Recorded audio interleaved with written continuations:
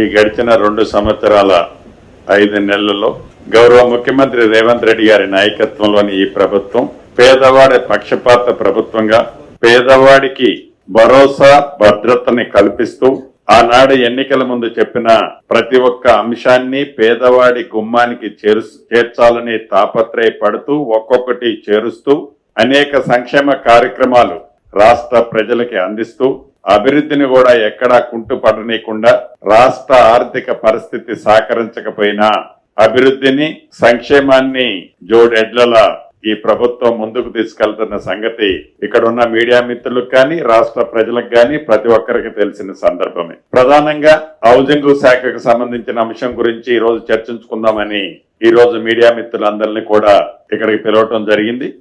ప్రభుత్వం ఏర్పడిన తర్వాత మొదటి విడత 4.5 లక్షల ఇందిరమ్మ ఇళ్లు 22,500 కోట్ల ఖర్చు పెట్టి కార్యక్రమాన్ని వడివడిగా రాష్ట్ర వ్యాప్తంగా ప్రతి మారుమూల గోడాలలో తండాలలో గ్రామాలలో ఈ పేదవాడి ఆత్మ గౌరవానికి చిహ్నంగా కనిపించే ఇందిరమ్మ ఇళ్ల కార్యక్రమం వడివడిగా జరుగుతున్న సంగతి ప్రత్యక్షంగా మీరు కూడా చూశారు. దాంట్లో భాగంగా ఇప్పటికే సుమారు 1,00,000 పైచిలకు కంప్లీట్ అయి గృహప్రవేశాలు ముమ్మరంగా వివిధ ప్రాంతాల్లో జరుగుతున్నాయి. జూన్ చివరి నాటికి మరొక 1,00,000 ఇళ్లు కంప్లీషన్ స్టేజ్ లో ఉన్నాయి కూడా కంప్లీట్ కాబోతున్నాయని చెప్పడానికి సంతోషిస్తున్నానని అనేక పర్యాయాలు చెప్పాం. అర్బన్ ప్రాంతానికి వచ్చేటప్పటికి ముఖ్యంగా జిహెచ్ఎంసి పరిధిలోని ఓఆర్ఆర్ ఇన్నర్ సైడ్ ఉన్న నియోజకవర్గాలలో ఇళ్ల స్థలాలు లేని కారణంగా కేవలం 18,000 ఇళ్లే ఈ ఇన్నర్ సైడ్ పరిధిలో ఇందిరమ్మ ఇళ్లు శాంక్షన్ ఇచ్చి వాళ్ళకి ప్రొసీడింగ్స్ ఇవ్వటం జరిగింది. కానీ ఈ జిహెచ్ఎంసి పరిధి ఇన్నర్ రింగ్ రోడ్ లోనే అర్హులైన పేదవాళ్లు చాలా మంది ఉన్నారు. దీనికి సంబంధించిన అంశాన్ని ఎలా షార్ట్అవుట్ చేయాలి అని జిల్లా ఇన్ఛార్జి మంత్రిగా పొన్నం ప్రభాకర్ గారిని హైదరాబాదు, అదే రకంగా రంగారెడ్డిలో పార్ట్ ఉన్న కొంత ప్రాంతంలో శ్రీధర్ బాబు గారితో అజరుద్దీన్ గారితో అనేక పర్యాయాలు కూర్చొని చర్చించిన తర్వాత 5-6 రోజుల క్రితం జరిగిన కేబినెట్ లో ఈ అర్బన్ కి సంబంధించిన ఒక పాలసీని కూడా రాష్ట్ర కేబినెట్ సహచర మంత్రులు గౌరవ ముఖ్యమంత్రి గారి సూచనల మేరకు అప్రూవల్ చేసుకోవటం జరిగింది. దీనికి సంబంధించి మొదటి విడత 1,00,000 ఇళ్లు కట్టాలని టార్గెట్ పెట్టుకున్నాం. ఈ 1,00,000 ఇళ్లు కూడా ఎక్కడో ప్రభుత్వ స్థలం దూరంగా ఒక 25 కిలోమీటర్లు 30 కిలోమీటర్ల దూరంలో ఉంది. మాకెక్కడైతే భూమి ఉందో మేము ఆడే కడతాము, మీరు వచ్చి నివసించండి అని గత ప్రభుత్వ ఆలోచనలాగా మేము కూడా అలానే కడితే ఆ ఇళ్లలో ఈ కోర్ అర్బన్ కి సంబంధించి నివసించే ఆ పేదవాడు తన జీవనోపాధి కోసం ఆ పరిసర ప్రాంతాలని బేస్ చేసుకొని నివసిస్తున్న ప్రాంతాన్ని కాదని ఆ 30 కిలోమీటర్లో 35 కిలోమీటర్లో ప్రతిరోజు అప్ అండ్ డౌన్ చేయలేక ఆనాటి ప్రభుత్వం అరాకొరా ఇచ్చినా అవి నిరుప్రయోగంగా ఉన్నమాట వాస్తవం అనేది గతంలో అనేక పర్యాయాలు నేను చెప్పడమే కాకుండా ఇక్కడున్న మిత్రులు ఇచ్చిన సూచనలు సలహాలు కూడా మీ ద్వారా ఇన్నది కూడా నిజమన్న సంగతి కూడా మీకు కూడా తెలుసు. దాన్ని దృష్టిలో పెట్టుకొని గౌరవ ముఖ్యమంత్రి గారి సూచనలకు అనుగుణంగా సహచర మంత్రులు ఇన్ఛార్జి మంత్రులు వారి ఆలోచనలు జిల్లా మంత్రి గారు వారి ఆలోచనలకు అనుగుణంగా ఏవైతే ఉమ్మడి జిల్లాలు రివ్యూ చేసినప్పుడు ప్రత్యేకంగా హైదరాబాద్ లో ఏవైతే మనం 1,00,000 ఇళ్లు టార్గెట్ ఫస్ట్ ఫేజ్ లో పెట్టుకున్నామో దీనికి సంబంధించింది క్షేత్రస్థాయిలో పరిశీలించాలని నేను సహచర మంత్రివర్యులు అజరుద్దీన్ గారు వెళ్లటం జరిగింది. ఆ లోకల్ ఉన్న పార్లమెంట్ సభ్యులు అక్కడుండే ఎమ్మెల్యేలు ముఖ్య నాయకులు అందరం కలిసి సుమారు ఒక 12-13 ప్రాంతాల్లో స్థలాలు పరిశీలించాం. అది పరిశీలించిన తర్వాత మీతో కొన్ని విషయాలు షేర్ చేసుకోవాలని అనిపించింది. ఈ రాష్ట్ర ప్రభుత్వం యొక్క ఆలోచన ఏంటో కూడా మీ ద్వారా ఈ జిహెచ్ఎంసీ పరిధిలో ఉండే నిరుపేదలకి ఒక సందేశాన్ని పంపించాల్సిన అవసరం ఉంది అని అనిపించింది. దాన్ని దృష్టిలో పెట్టుకొని ఈ రోజు ఎక్స్క్లూజివ్లీ దానికి సంబంధించిన అంశాన్నే మీతో చర్చించాలని ఈ ప్రెస్ మీట్ కార్యక్రమాన్ని మనం ఏర్పాటు చేసుకున్నాం. ప్రత్యక్షంగా ఈ రోజు నేను చూశాను సహచర మంత్రులు, పార్లమెంట్ సభ్యులు, అదే రకంగా స్థానిక శాసనసభ్యులు ప్రజల సమక్షంలో చూసిన తర్వాత నిజంగా మనసు చాలా ప్రత్యక్ష సన్నివేశాలు కొన్ని చూసిన తర్వాత చాలా బాధ అనిపించింది. ప్రత్యేకంగా ఆనాడు ఉమ్మడి ఆంధ్రప్రదేశ్ లో సుమారు ఒక 40-45 సంవత్సరాల క్రితం ఆనాటి కాంగ్రెస్ ప్రభుత్వం అధికారంలో ఉన్నప్పుడు ఏవైతే కొన్ని ఇళ్లు కట్టారో గ్రౌండ్ ప్లస్ 2 ఫ్లోర్స్ కట్టి అవి ఆల్మోస్ట్ కొలాప్స్డ్ పొజిషన్ లో ఉన్నాయి. రాష్ట్ర విభజన జరిగిన తర్వాత ఆనాటి 10 సంవత్సరాల్లో హైదరాబాదు రంగారెడ్డి కలెక్టర్లు అనేక పర్యాయాలు ఆనాటి పెద్దలకి ఈ ఇల్లు ఎప్పుడైనా కూలిపోవచ్చు, ఇవి మనం ఖాళీ చేపించాలి అని వాళ్ళు అఫీషియల్ గా లెటర్ ప్రభుత్వానికి రాయటమే కాకుండా కలెక్టర్లు ప్రత్యక్షంగా వాళ్ళు అక్కడ ఉండి పర్యవేక్షిస్తే ఆ విపత్తు నుంచి అనేక పర్యాయాలు అటువంటి ఆ పాత ఇళ్లలో నివసిస్తున్న వారిని అధికారులు గుప్పెట్లో ప్రాణం పెట్టుకొని జీవిస్తున్న ఆ ప్రజల పక్షాన చాలా టెన్షన్ పడ్డ సందర్భాలు కోకోలలు ఉన్నాయని ఆడుండే నిరుపేదలు నివసిస్తున్న వారి సందేశం విన్న తర్వాత నిజంగా మనసు చాలా కలిచివేసింది. అలానే కాకుండా నిజంగా ఈ రోజు నేను చూసిన అది రెవెన్యూ భూమి కావచ్చు, హౌసింగ్ ల్యాండ్ కావచ్చు, లేకపోతే R&B గతంలో కోటర్లు కట్టిన ప్రదేశాలు కావచ్చు, వివిధ డిపార్ట్మెంట్ MIUDకి సంబంధించింది అయి ఉండొచ్చు. ఆ భూములన్నీ కూడా ఎకరం ఖరీదు నాకు తెలిసి ఒక 75 నుంచి 100 కోట్లు తక్కువ ఎక్కడా ఉండదు.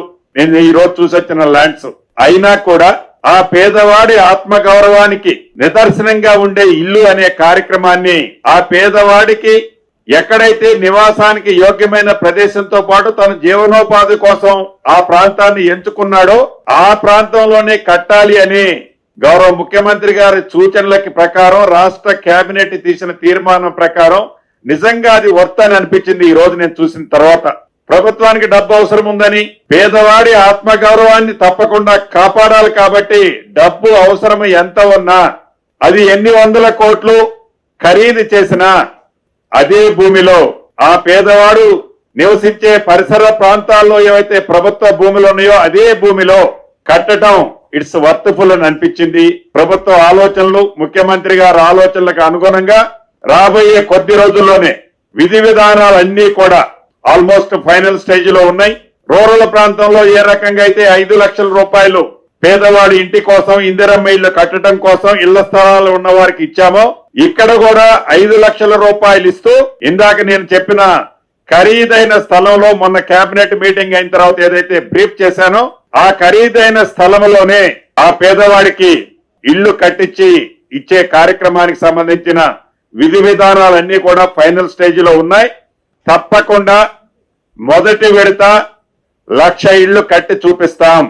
ఇవి ఒక షేప్ వచ్చిన తర్వాత మళ్ళీ సెకండ్ విడత కూడా మొదటి విడత 4.5 లక్షల ఇళ్లు ఇచ్చిన తర్వాత రెండో విడత రేపు జూలై 1 నాడు రాష్ట్ర వ్యాప్తంగా 2.5 లక్షల ఇళ్లు రెండో విడత ఎలానైతే రిలీజ్ చేశామో అదే పద్ధతిలో మొదటి విడత ఒక షేప్ వచ్చిన తర్వాత GHMC పరిధిలో ఉన్న నా నిరుపేద కుటుంబ సభ్యులందరికీ కూడా రెండో విడత కూడా ఇచ్చే దాంట్లో ఈ ప్రభుత్వం వెనకడుగు వేయదు. ఆ పేదవాడి ఆత్మగౌరవానికి చిహ్నంగా ఆ పేదవాడు నివసించే ప్రాంతంలోనే అతని గౌరవం తగ్గకుండా ఉండే విధంగా అక్కడే అతని సూచనలకి అతని ఆలోచనలకి అనుగుణంగానే ఆ ఇల్లు కట్టి ఆ పేదవాడికి కొంత పీరియడ్ సేల్ చేసుకోకుండా ఉండే విధంగా ఫ్రీ ఆఫ్ ₹1 కూడా రిజిస్ట్రేషన్ ఛార్జీలు లేకుండా ఆ పేదవాడి ఆ ఇంటి ఆడబిడ్డ ఎవరైతే ఉందో ఆ ఆడబిడ్డ పేరుతో ఈ ప్రభుత్వం రిజిస్ట్రేషన్ చేసే కార్యక్రమాన్ని చేపట్టేదానికి విధి విధానాలు తయారు చేస్తున్నాము. ఇప్పుడు నేను చూసిన ప్రదేశాలు కొంత ప్రాంతంలోనే చూశాం. సుమారుగా ఇప్పటి వరకు గడిచిన 10 రోజులు 12 రోజుల్లో ఒక 38-39 ప్లేసెస్ ని ఈ ORR ఇన్నర్ సైడ్ ఐడెంటిఫై చేశాం. ఈ 38-39 ప్లేసెస్ లో మొదటి విడత ఏదైతే మనం కట్టాలనుకుంటున్నామో కొన్ని చోట్ల 1000 గజాల లగాయత్తు 15-20 ఎకరాల వరకు కూడా బిట్స్ ని ఐడెంటిఫై చేశాం. తక్కువలో తక్కువ 1000 గజాల వరకు కొన్ని ప్రాంతాలు ఉన్నాయి. ఈ 1000 గజాల నుంచి మొదలెడితే 18, 20, 21, 22 ఎకరాలు ఉన్న ప్రదేశాలు కూడా మేము ఇందాక నేను చెప్పినట్లు 38-39 ప్లేసెస్ లో ఐడెంటిఫై చేశాం. ఈ ఐడెంటిఫై చేసిన ప్రదేశాల్లో ఈ రాబోయే కొద్ది రోజుల్లోనే విధి విధానాలు ప్రకటించి గౌరవ ముఖ్యమంత్రి రేవంత్ రెడ్డి గారి చేతుల మీదుగా సహచర మంత్రులందరి సమక్షంలో స్థానిక ప్రజాప్రతినిధుల సమక్షంలో ఫౌండేషన్ స్టోన్ కూడా అర్బన్ ప్రాంతానికి సంబంధించిన నిరుపేదలకి వాళ్ళ ఆత్మ గౌరవానికి చిహ్నంగా సంబంధించిన ఇళ్లు ఇచ్చే కార్యక్రమాన్ని ముఖ్యమంత్రి గారి చేతుల మీదుగా అతి కొద్ది రోజుల్లోనే శంకుస్థాపన చేసుకోవటమే కాకుండా యుద్ధ ప్రాతిపదిక మీద ఈ ఇళ్లను పూర్తి చేసి ఆ నిరుపేదలకు ఇవ్వాలన్నది ఈ ప్రభుత్వ లక్ష్యమని మీ ద్వారా జిహెచ్ఎంసీ పరిధిలో ఉండే నిరుపేద నా కుటుంబ సభ్యులందరికీ తెలియజేదలుచుకున్నాను. దీంట్లో భాగంగా ఆనాటి ప్రభుత్వంలో రూరల్లో కొన్ని నియోజకవర్గాలను అయితే 5-10 ఇళ్లు కూడా కట్టలే. ఈ ప్రభుత్వం వచ్చిన తర్వాత ప్రతి నియోజకవర్గానికి తక్కువలో తక్కువ 3,500 ఇళ్లు ఇచ్చాం. ఎక్కువలో ఎక్కువ గిరిజన ప్రాంతమైన ఆ సోదరిమణి సీతక్క గారి కాన్స్టిట్యున్సీలో గాని, ఆ పక్కనున్న గిరిజన సోదరులు ఐటీడీఏ ప్రాంతంలో ఉండే గిరిజన కాన్స్టిట్యున్సీలో హైయెస్ట్ 5,000 వరకు ఇచ్చాం. తక్కువలో తక్కువ 3,500, ఎక్కువలో ఎక్కువ హైయెస్ట్ 5,000 మొదటి విడత ఇచ్చాం. రెండో విడత 2,000 ఇళ్లు చొప్పున ప్రతి నియోజకవర్గానికి ఇవ్వాలనుకున్నాం. ఇస్తున్నాం. రేపు 1వ తారీఖు నుంచి ఆల్రెడీ మొన్న కేబినెట్ లో ప్రకటించుకున్నాం. అంటే రమారమి ఒక్కొక్క నియోజకవర్గంలో 5,500 నుంచి 7,000 ఇళ్లు మొదటి 2 సంవత్సరాలు పూర్తయ్యే లోపు మేము ఇవ్వగలిగాం. ఆనాటి ప్రభుత్వంలో రూరల్ ప్రాంతానికి సంబంధించి చాలా నియోజకవర్గాల్లో 10 సంవత్సరాలలో కొన్ని నియోజకవర్గాలకి ఆ కోటరీకి సంబంధించిన నాయకులు, ప్రజాప్రతినిధులు ఉన్న కోటరీకి సంబంధించిన ఆనాడు వారితో ఎవరైతే థిక్ అండ్ థిన్ ఉంటారో వారికి సంబంధించిన నియోజకవర్గాలు తప్ప ఏ నియోజకవర్గంలో వారు మిగతా నియోజకవర్గంలో ఇళ్లు ఇవ్వలే. అనేక వేదికల మీద గౌరవ ముఖ్యమంత్రి గారు కూడా అన్నారు, ఇందిరమ్మ ఇళ్లు ఉన్న గ్రామాల్లో ఓట్లు మేము అడుగు వేసుకుంటాం, మీరు లేని దగ్గర మీరు రావద్దు అని అన్నారు. అది నిజం కూడా. ఇప్పుడు కూడా అదే చెప్పదలుచుకున్నా. నేను ఇంకొకటి కూడా చెప్పదలుచుకున్నా. నిన్ననో మొన్ననో ఒక మాజీ మంత్రి గారు ఏదో అంటున్నాడు, హైదరాబాద్ లో ఒక్క ఇల్లు కట్టినట్టు రుజువు చేస్తే నేను రాజీనామా చేస్తున్నాను. ఈ వేదిక నుంచి వారికి నేను ఇక్కడ నుంచి ఒకటే చెప్పదలుచుకున్న వారికి, ఇంకా ఈ ప్రభుత్వం ఎన్నికల లోపు 2.5 సంవత్సరాలు ఉంది.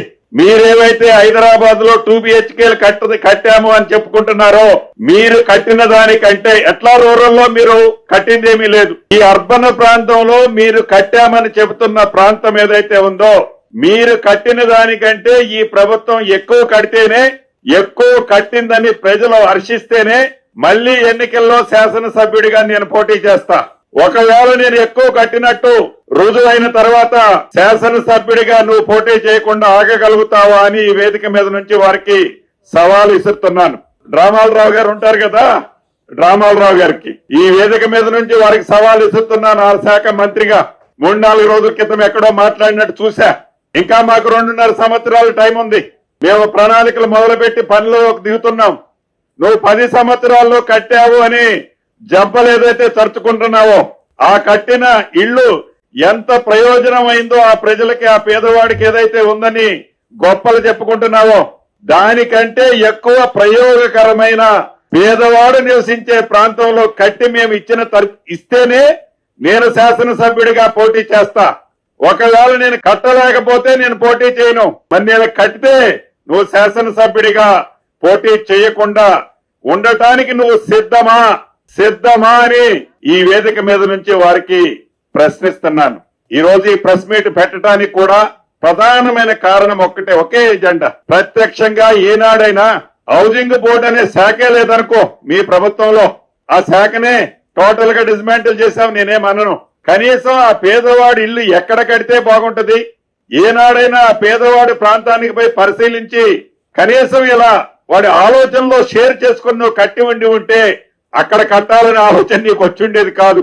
కాబట్టి ఈ ప్రభుత్వం రాబోయే 2.5 సంవత్సరాల్లో 10 సంవత్సరాల్లో నువ్వు కట్టిన దానికంటే అత్యధికంగా, నేను ఇప్పుడే నెంబర్లు చెప్పను కానీ చెప్పే నెంబర్లు చాలా పెద్దగా ఉంటాయి. మీరు కట్టిన 10 సంవత్సరాల్లో కట్టిన దానికంటే ఈ ప్రభుత్వంలో గౌరవ ముఖ్యమంత్రి రేవంత్ రెడ్డి గారి నాయకత్వంలో మా సహచర మంత్రుల సహకారంతో అత్యధికంగా కడితేనే నేను శాసనసభ్యుడిగా పోటీ చేస్తా. కడితే నువ్వు చేయకుండా ఉండాలా, కట్టకుండా ఉంటే నేను చేయకుండా ఉంటా అని గౌరవ ఆ డ్రామాలరావు గారికి తెలుపుతూ, మరొక్కసారి జిహెచ్ఎంసీ పరిధిలోని పేదవాళ్ళందరికీ ఒకటే ఈ ప్రభుత్వం స్లోగన్ ఏదైతే ఉందో, పార్టీలకి, కులాలకి, మతాలకి అతీతంగా ప్రతి నియోజకవర్గాన్ని ఒక యూనిట్ తీసుకొని సమపాలలో ఎక్కడ ఎక్కువ పేదవాళ్లు నివసిస్తున్నారో ఆ ప్రోరేటాలోనే వారు నివసించే ప్రాంతంలో నివాసానికి యోగ్యమైన ప్రాంతాన్ని, ప్రభుత్వ స్థలం ఎకరం ఎన్ని 100 కోట్లు ఖరీదున్నా అక్కడే కట్టి రూపాయి రిజిస్ట్రేషన్ ఛార్జీ లేకుండా ఆ ఇంటి ఆడబిడ్డకి రిజిస్ట్రేషన్ చేసి కొన్ని విధి విధానాలతో అది మళ్ళా నేను రిజిస్ట్రేషన్ చేయడంతోనే తెల్లారి అమ్ముకోకుండా ఉండే విధంగా కొన్ని విధి విధానాలు పెట్టి చేసే కార్యక్రమం చిత్తశుద్ధితో ఈ ప్రభుత్వం చేస్తదని ముఖ్యంగా కోర్ ప్రాంతం హైదరాబాద్ ప్రాంతంలో నివసించే నా తోబుట్టువులందరికీ తెలుపుతూ సెలవు తీసుకుంటున్నా. సుమారు వారు కంప్లైంట్ చేసింది 45-46 వేలు, 21,000 డిఫరెంట్ స్టేజ్ లో వదిలేసిపోయారు. వాటిని కంప్లైంట్ చేస్తున్నాం. ఈ 46 వేలలో కూడా పోయినసారి చెప్పినట్టు 16,000 వాళ్ళు అలొకేషన్ చేసిన ఇళ్లలో ఉండట్లేదు. వాళ్ళు వాటిని రీఅలొకేషన్ చేసే కార్యక్రమం చేపట్టినాం. వాటికి మౌలిక వసతులు, తాగునీరు, పవరు, శానిటేషన్ ప్రాబ్లం ఉంటే వాటిని షార్ట్అవుట్ చేసినాం. మొన్నటితో ట్రాన్స్పోర్ట్, సివిల్ సప్లై సంబంధించిన అంశాలు కూడా పరిష్కరించినాం. కొన్ని చోట్ల టాప్ ఫ్లోర్ లో లీకులు అవుతుంటే వాటిని కూడా కొల్లూరు లాంటి ప్రాంతంలో లీకులు ఆరక్షణ చేశాం. ఏవైతే షాపులని కట్టి ఆ షాపులకి నాదుడు లేకపోతే ఓపెన్ ఆక్షన్ ద్వారా షాపుల్లో వచ్చిన డబ్బుని ఆడ కార్పస్ ఫండ్ గా ఆ బిల్డింగ్ కోసం అక్కడే డిపాజిట్ చేసి వాటిని రైట్ ట్రాక్ లో పెడుతున్నాం. అంటే కట్టి వదిలేసి పోట్లా. నేను ఫిగర్లు ఇప్పుడే చెప్పను, ఎందుకంటే ఏమీ కట్టలేదు వీళ్ళు. నేను ముక్కు నేలకు రాస్తా, రాసే టైంలో రాస్తావు ఎట్లా, అది తప్పదులే. కానీ మళ్ళీ